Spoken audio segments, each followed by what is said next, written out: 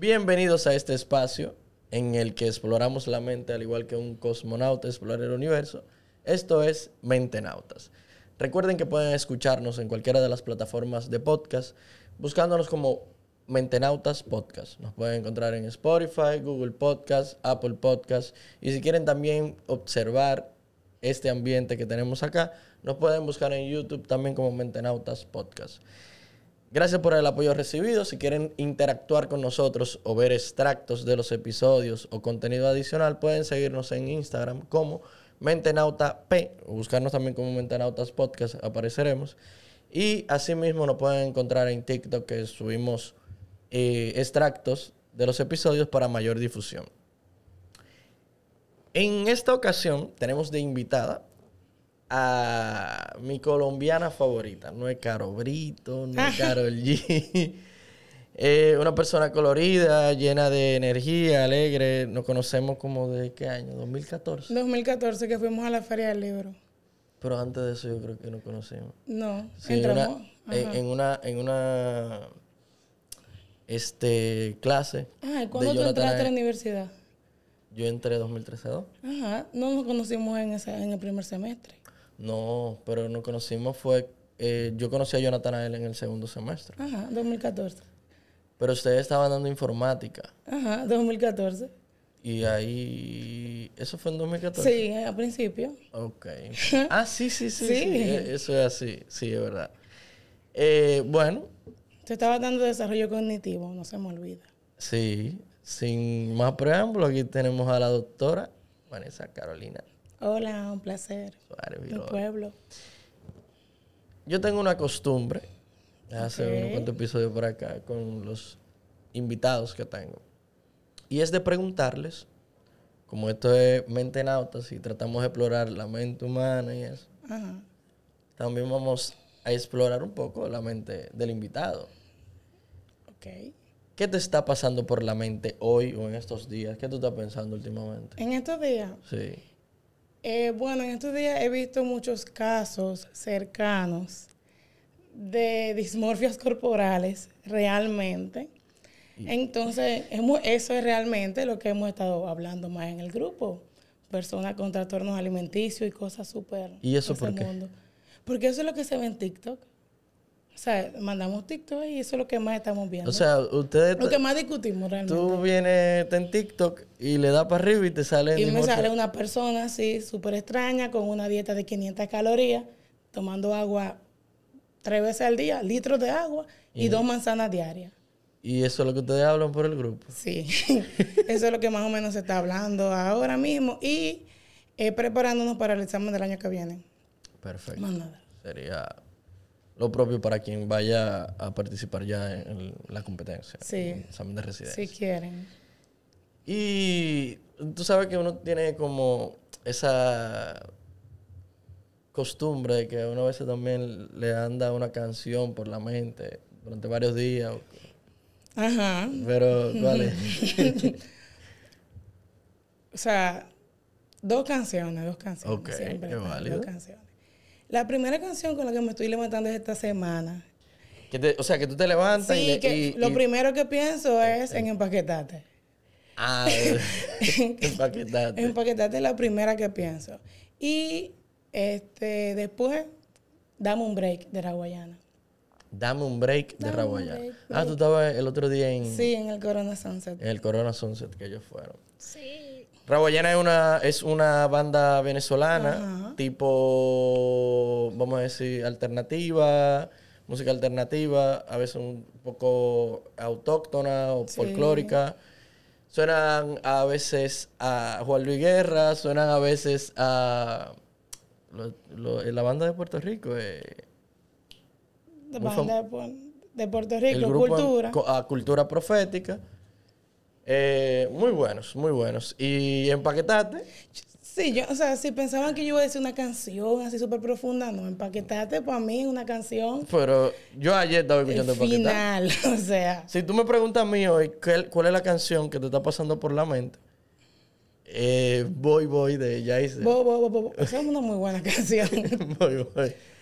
Bien. Este es el segundo episodio, pues ya hemos grabado otro, relacionado a una investigación que se haya realizado por lo menos acá. Ok. Yo en un anterior episodio ya hablamos sobre el riesgo de depresión postparto que hicimos, mis compañeros y yo, a Maurice, Coral.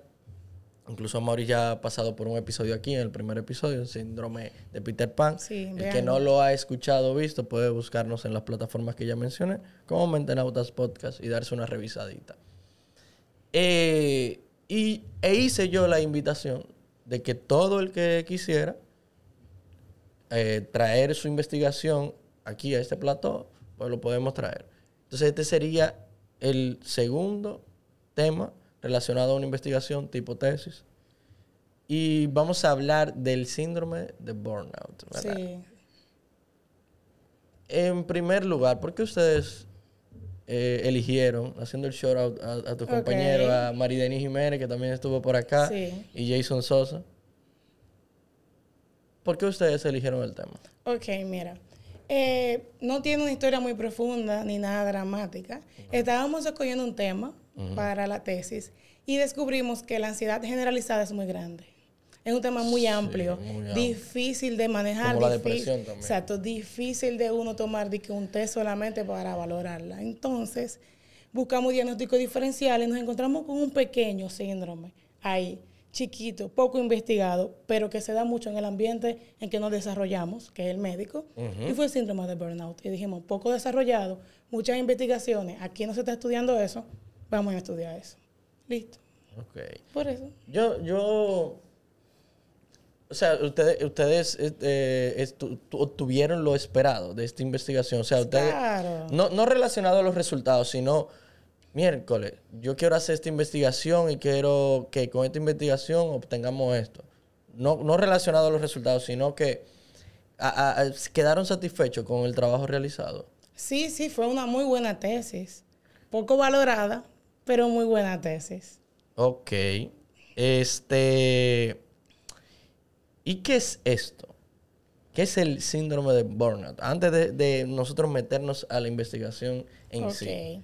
El síndrome de burnout se caracteriza como un estado mental donde la persona, en este caso el empleado, tiende a sufrir estados mentales un poco negativos, o sea, emociones negativas frente a donde se desarrolla el empleo. También como un síndrome significa muchos síntomas en diferentes partes. Hay 3 dimensiones de este síndrome de burnout, que está el agotamiento personal, sí, o agotamiento emocional, está la despersonalización y está la falta de realización personal. Exacto. Esos son como los rasgos principales. Exacto. Eso creo que lo describió Maslach. El test de Maslach. Eso es con lo que uno puede diagnosticarlo.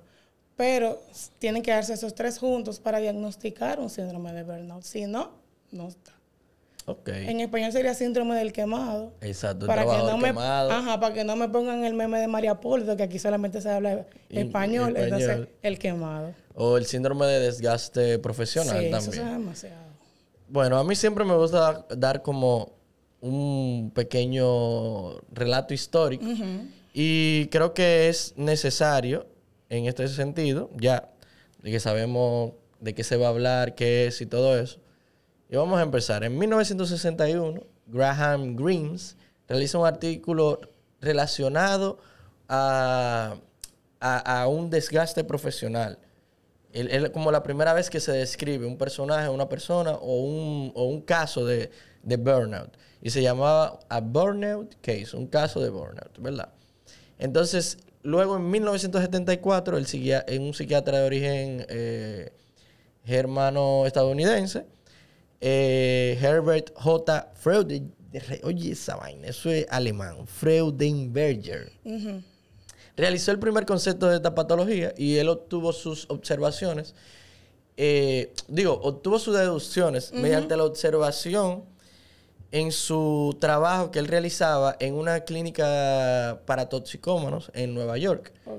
Él estaba observando que luego de 10 años de trabajo, los empleados de allá estaban presentando, aquellos que tenían 10 años de experiencia allá, estaban presentando como falta de empatía hacia los pacientes, estaban presentando disociación, agotamiento, no les estaba gustando ya el trabajo, incluso estaban presentando ansiedad, depresión y todo eso. Y es por eso que él describe como este síndrome.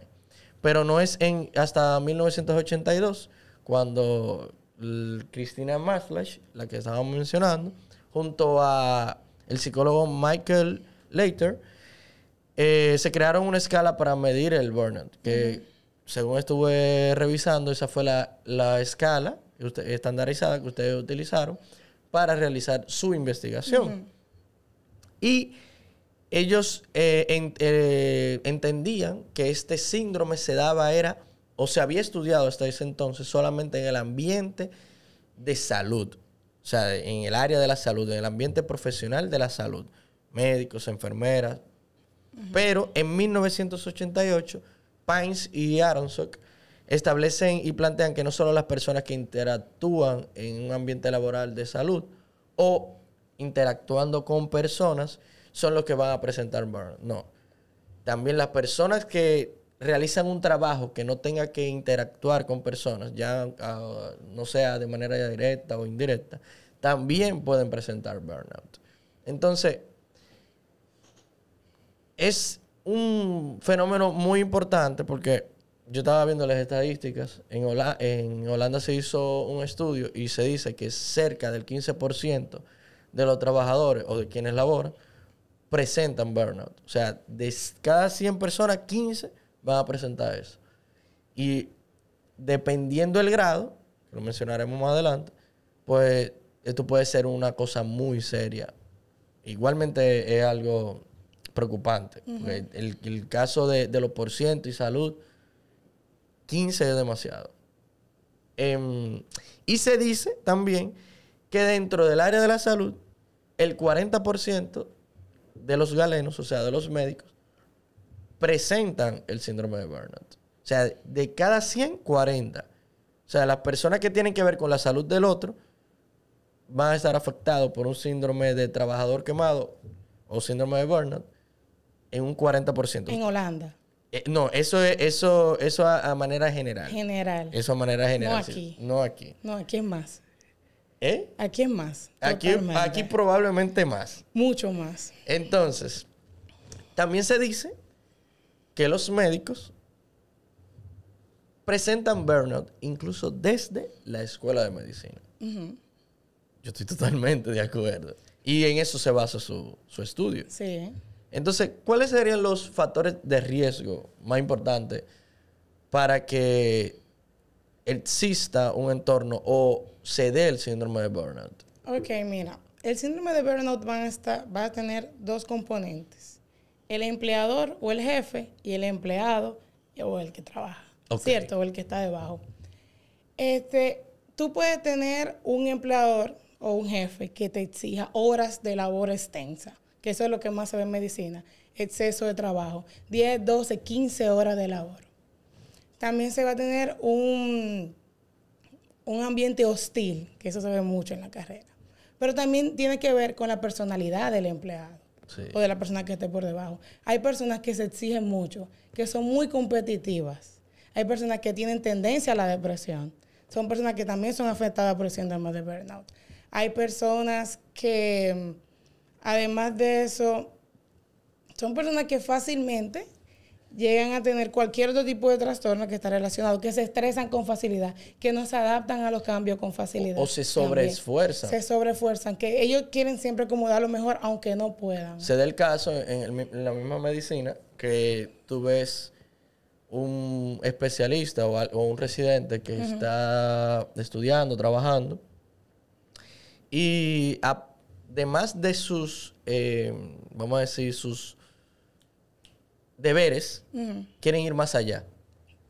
Sí. Y empatizan de más con el paciente y lo llevan a un extremo más por encima de lo que... Pero entonces eso no le quita las horas extremas. Exacto. Que le están poniendo, el trabajo de más que le están poniendo. Y además por su actitud. Y su personalidad. Y su personalidad empática, altruista, se sobrecarga además. Entonces, luego tú ves que esa misma persona en su primer año de residencia era de una manera y luego ya tú ves que en su tercer año de residencia, cuarto año de residencia, no es la misma persona. No, porque se despersonaliza, que esa es una de las dimensiones del síndrome. O sea, el cinismo no llega porque sí. Una persona no se despersonaliza porque sí.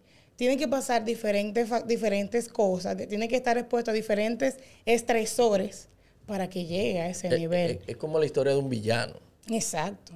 En la mayoría de historias que nosotros hemos visto en DC o en Marvel, uno ve que una persona que tiene ciertas características, tendencia a algún tipo de enfermedad mental o debilidad, pero de alguna manera el entorno y lo que le rodea lo lleva a ese cambio.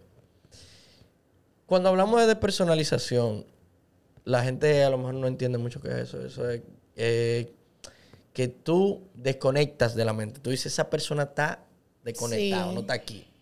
Y eso es grave.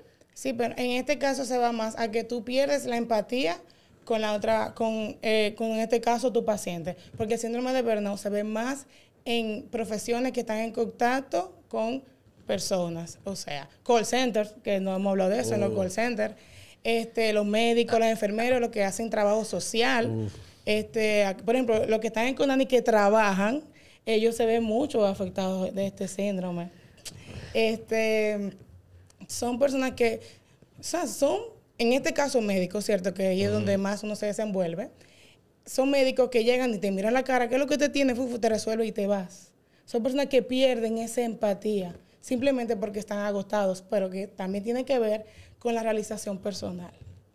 O sea, tú no te sientes realizado, tú no te sientes bien contigo mismo, ¿cómo tú vas a dar un buen servicio? No hay forma. No hay forma, no hay manera. No hay forma, o sea... Sí, eso es lo que yo siempre he dicho. ¿Cómo es que tú quieres un servicio al cliente, en el caso de las personas que te reciben, en las instituciones, o un servicio por parte del personal de salud, de la manera más óptima cuando estas personas no están de manera óptima para dar su servicio?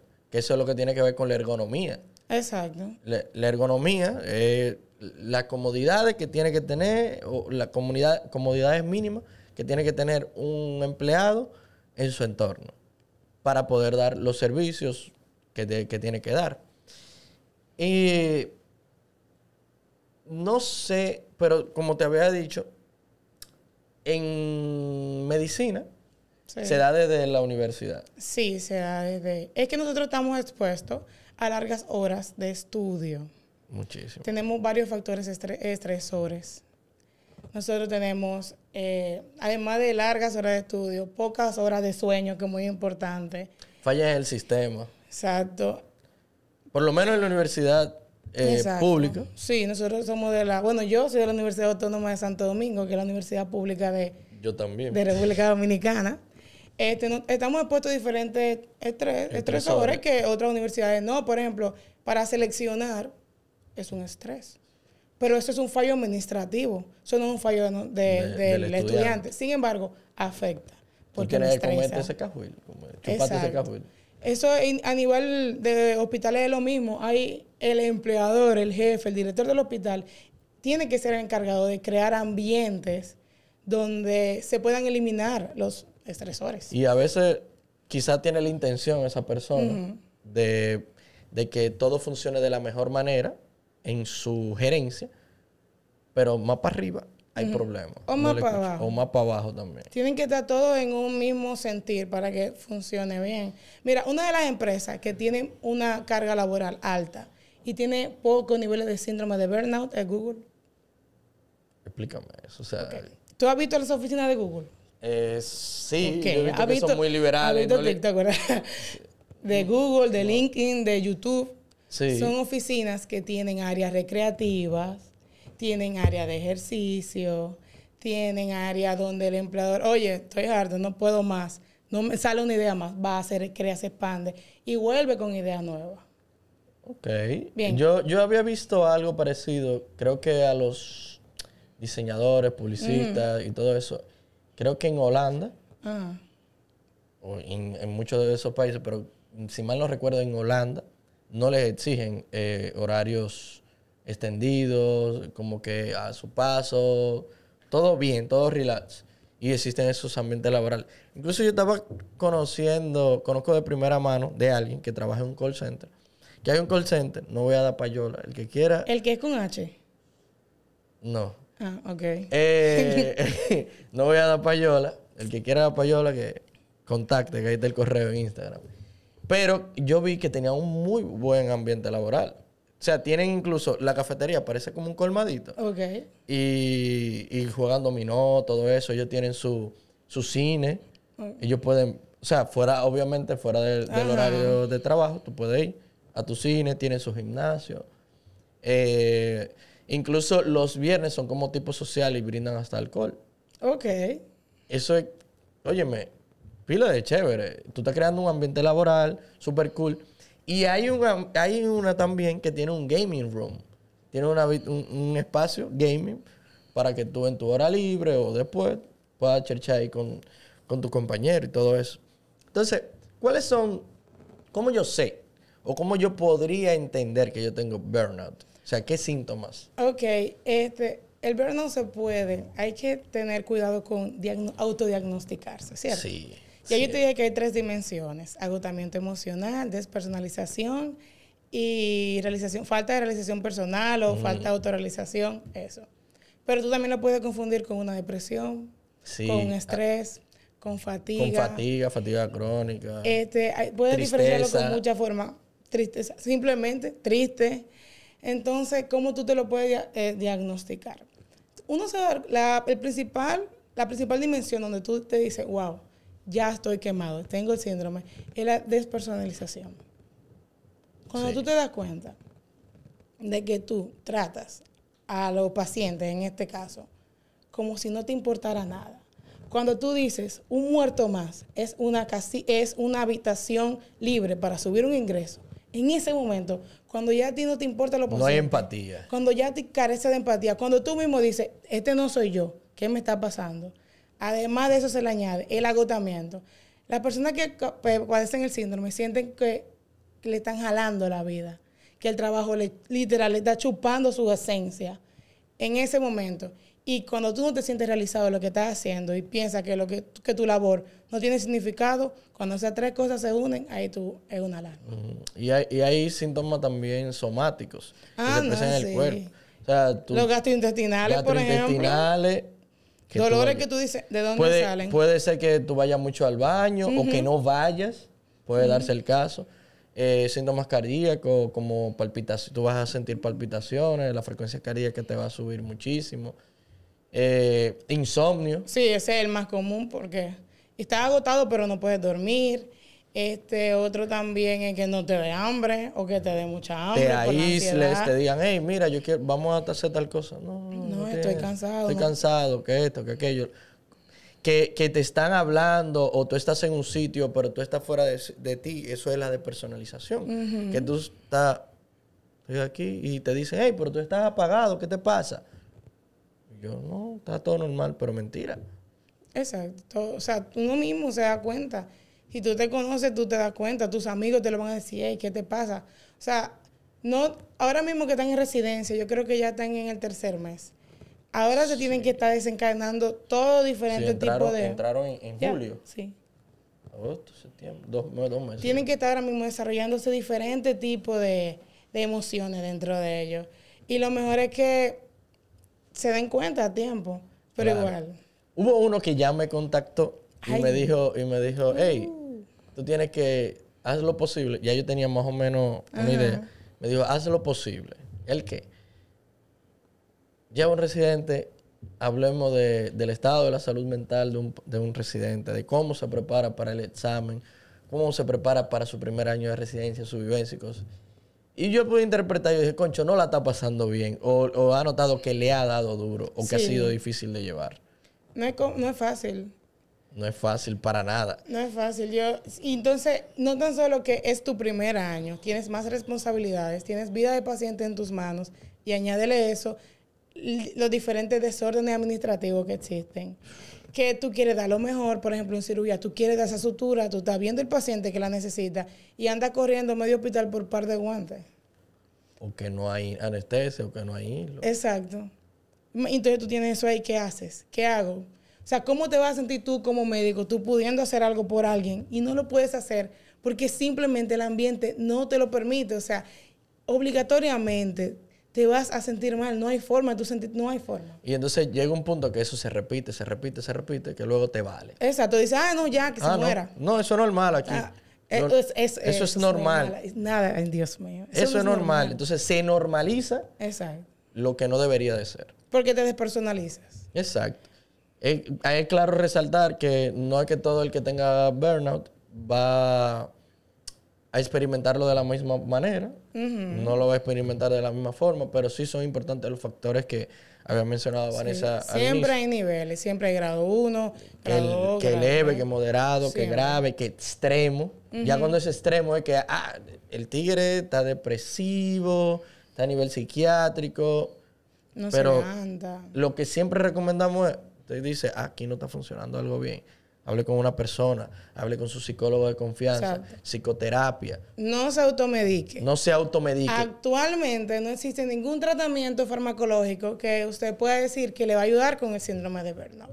No se comienza a tomar antidepresivos. No. Ni para dormir tampoco toma medicamentos. Ansiolíticos. Exacto, nada. Porque no lo va a ayudar. Mientras los factores estresores sigan ahí, mira, usted va a seguir igual.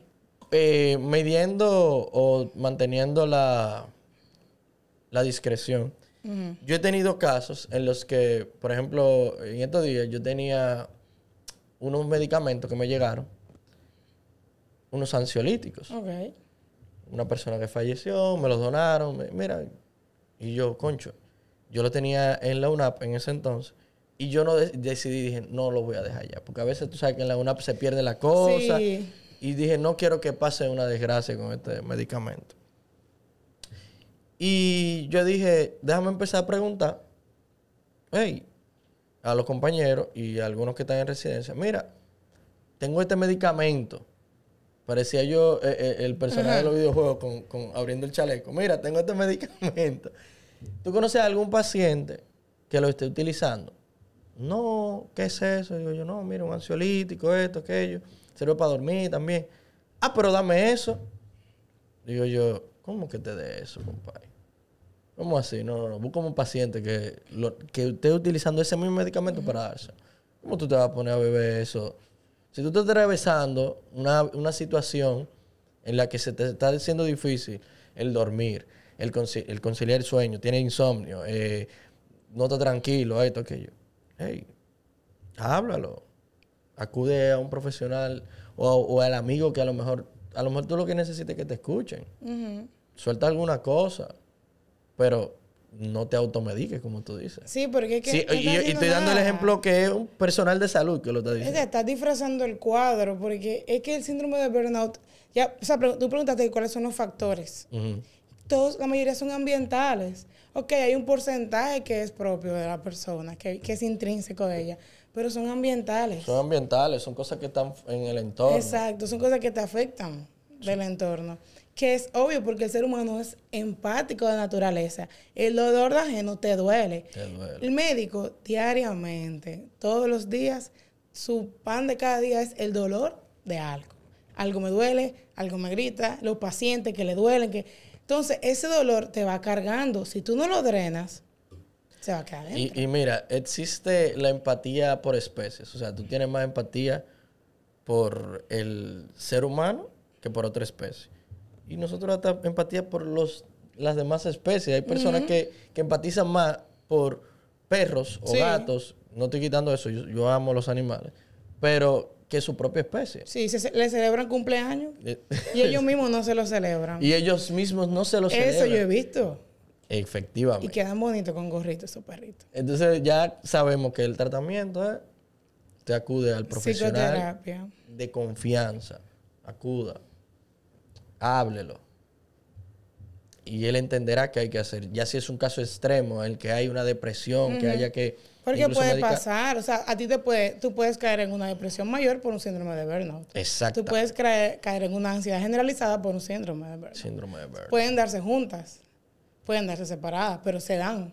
O puede ser que tú tengas un trastorno de este tipo y te lleve a un síndrome de burnout. Te exacerba. O sea, la mente humana es muy amplia y se pueden dar muchas cosas al mismo tiempo. Y por eso son, como dijimos en el primer episodio, tú también aclaraste al principio, lo que es un síndrome, es un conjunto de signos y síntomas, pero es importante aclarar que no hay una causa definida. Esto siempre, la mayoría son multicausales y es lo que hemos hablado. Bien, pasando a la investigación per se. Ah, sí. Yo vi que ustedes utilizaron las variables dependientes, obviamente del síndrome de burnout, pero las independientes, ustedes utilizaron la de sexo, edad, estado civil, hijos, la cantidad, cuántas comidas al día y el número de empleos, ¿verdad? ¿Ustedes tuvieron como que alguna referencia o por qué fue que cogieron estas variables? Ok.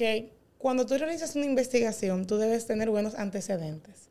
Y en los antecedentes te vas a dar cuenta que hay variables que se repiten. Entonces, uno toma en cuenta esas variables y dice, por aquí me voy a ir. Esto tiene que ser. Porque si aquí está pasando, lo más probable aquí también. Entonces, como uno ha investigado mucho, uno tiene que tomar variables de referencia de investigaciones ya realizadas. Porque yo no me voy a poner a crear algo que yo no sé. O sea, la ciencia, la información, los datos no salen de la nada. Salen de algo. Ya todo está creado. Solo vamos modificándolo. Y eso es la formación. Fue por eso. ¿Y cuál es el título de su investigación? Yo creo que era Síndrome de burnout en internos de medicina en el hospital. ¿No lo puedo decir? Sí, lo digo. No, tú puedes decir. Sí. Del hospital Salvador Begotier, julio-septiembre de 2021. Ok, entonces vamos a situar. Ustedes agarraron, tomaron una escala estandarizada. Sí. La escala de Maslach. Y se la aplicaron a unos internos para que entiendan. El interno es un estudiante de medicina que cursa su último año rotando por diferentes hospitales.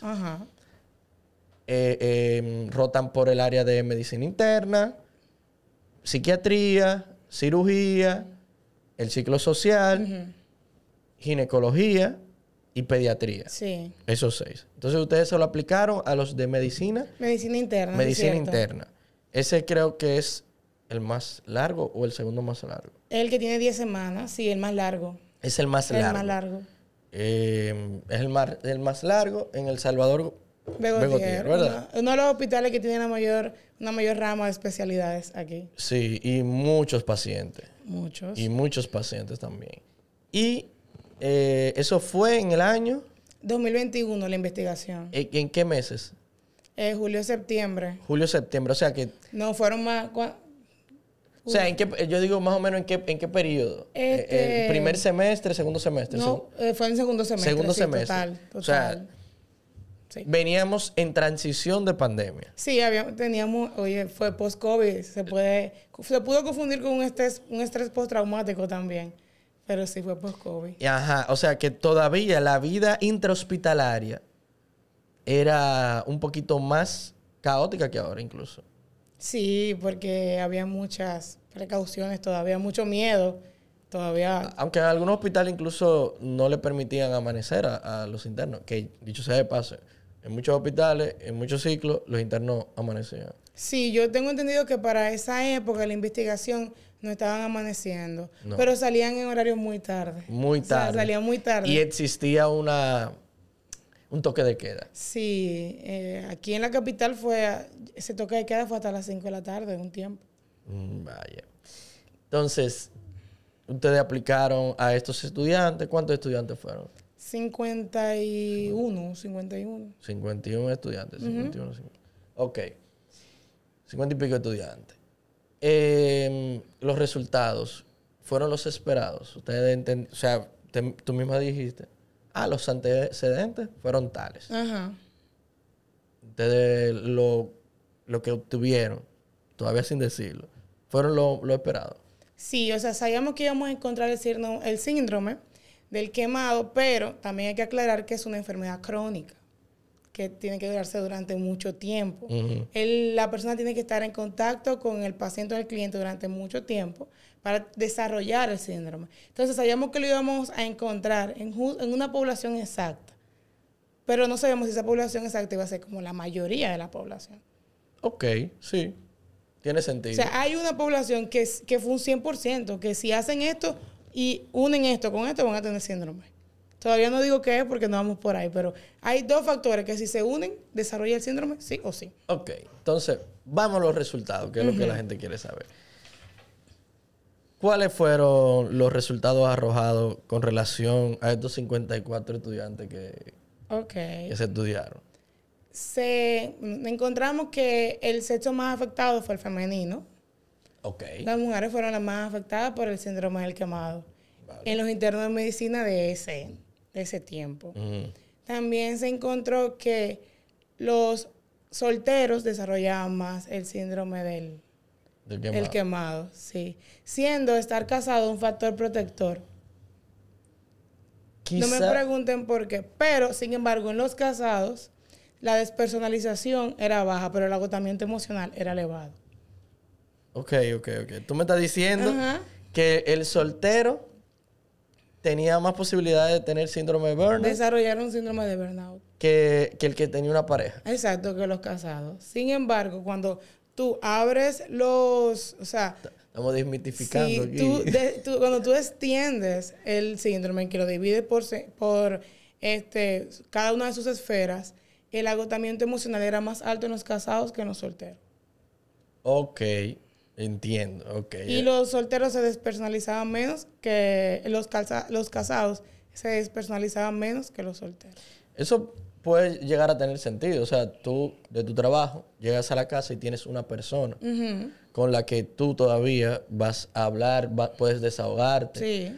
Puedes identificar las cosas que tú tienes, o sea, lo que está pasando contigo. Y dice, o sea, puede ser más llevadero. Eso siempre sea una pareja funcional, entiendo yo.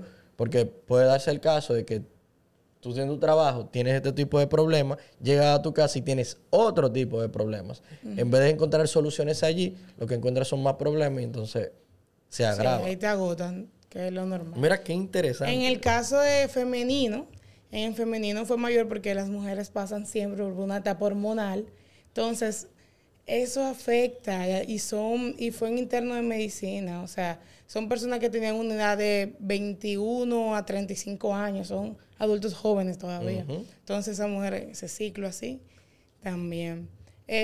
Otro de las variables que tomamos en cuenta fue si tenían otro tipo de trabajo, además de ese interno. Y sí, todas las personas que salieron positivas al test trabajaban. Fue un 100%. El 100% de los que trabajaban, además del internado, o sea, además de estudiar, trabajaban, dieron 100% del síndrome de burnout. Sí. Estaban agotados, despersonalizados, no estaban autorrealizados. O sea, van en una carrera que no es fácil y también encima tienen que trabajar, más los múltiples factores que pueden asociarse a esto. Porque ¿en qué trabaja un estudiante de medicina? En otro hospital.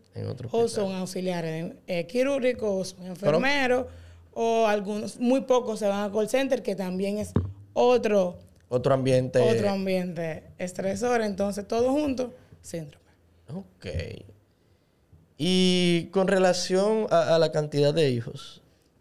El número de hijos, me acuerdo de esa parte, pero si te digo de que al 100, si me fue relevante, no me acuerdo. Pero, o sea, la cantidad de aquellos que tenían hijos. Muy pocos. Fueron muy pocos de la población de los 51. Era muy poco el porcentaje que poseían hijos. Y con relación a las comidas al día. Sí, yo dije que teníamos que investigar, teníamos que buscar un antecedente que incluyera esa variable, porque obligatoriamente el número de cantidad de comida que comes al día tiene que estar relacionado con el síndrome, obligado. Porque cuando uno no come, cuando las personas no comen, se pone rabiosa, se sienten mal. No Entonces genera. yo dije, no generan. Y yo dije, eso tiene que estar relacionado. Y efectivamente, O sea, las personas que comían menos, tenían más posibilidad de desarrollarlo. Pero también me acuerdo que eran como los que comían menos de 2 veces al día.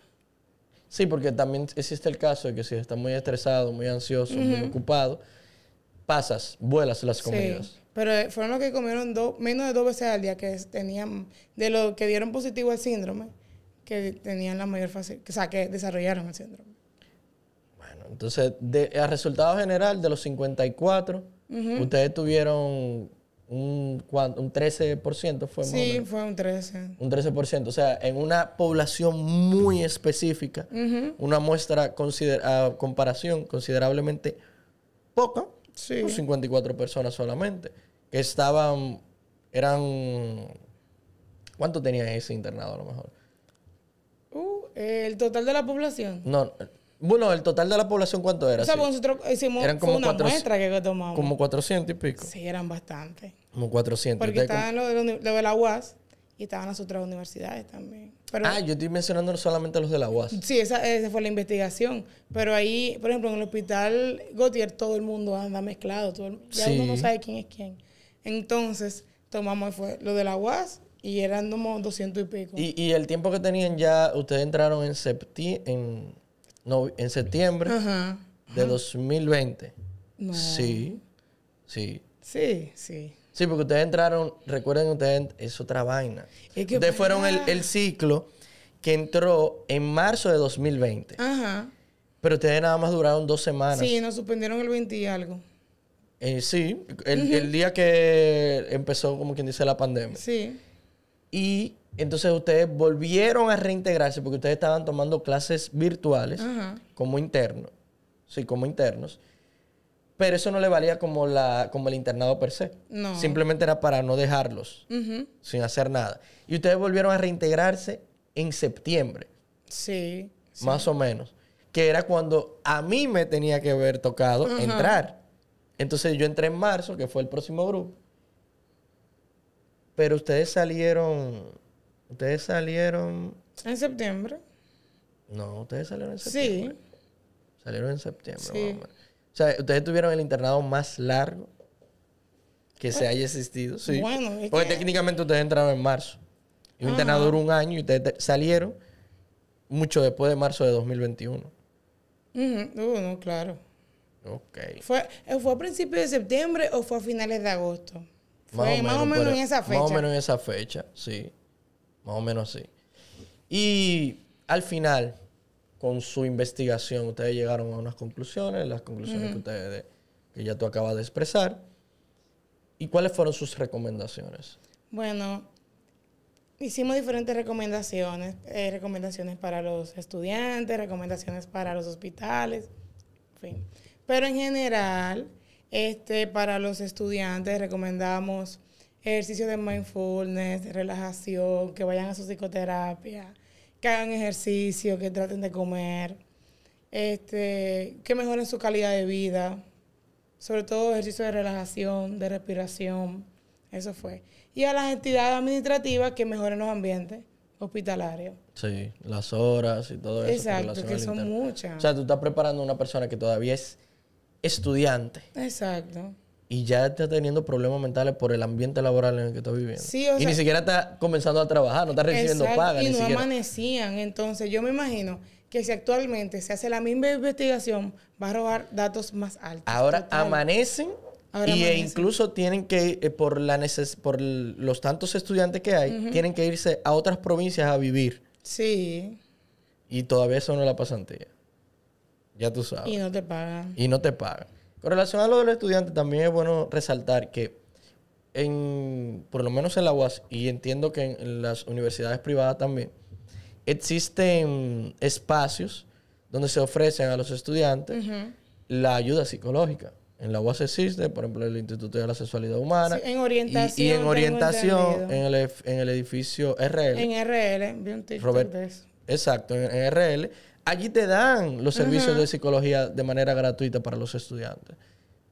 vayan, utilicen eso. Eso es gratis. Sirve, funciona. Sí, o sea, ellos van, tengo entendido que van, toman una cita, le dan la cita y después tienen su consulta normal con su psicólogo. Normalito. Ya. Y le dan seguimiento y todo, no es como algo ahí como... Y el test está en internet, así.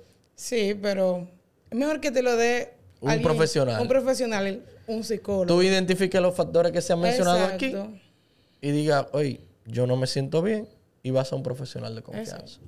También si hay algún empleador, tiene que darse cuenta del ambiente que está creando para sus empleados. Claro. Tiene que mejorar, o sea, 16 horas de trabajo es mucho. Demasiado. Demasiado. Creo que todos estamos de acuerdo en eso. Yo creo que agotamos todo lo que debía de agotarse. Sí. Realmente ha sido muy divertido, ha sido muy ameno. ¿Qué te pareció? Bien, es que todo el mundo sabe, a mí no me gusta estar frente a las cámaras, todo lo mío es detrás. Lo logré. Entonces estar frente a una cámara como, no sé, es extraño. Ok. Si tú quieres puedes dar tus redes sociales ahí para que te sigan. Bueno. Ay, no. Qué vergüenza, ¿no? Qué vergüenza. Que me encuentren. Espero que no sea la primera vez. O sea, no sea la primera última vez y la última Ajá. que te tenga por acá.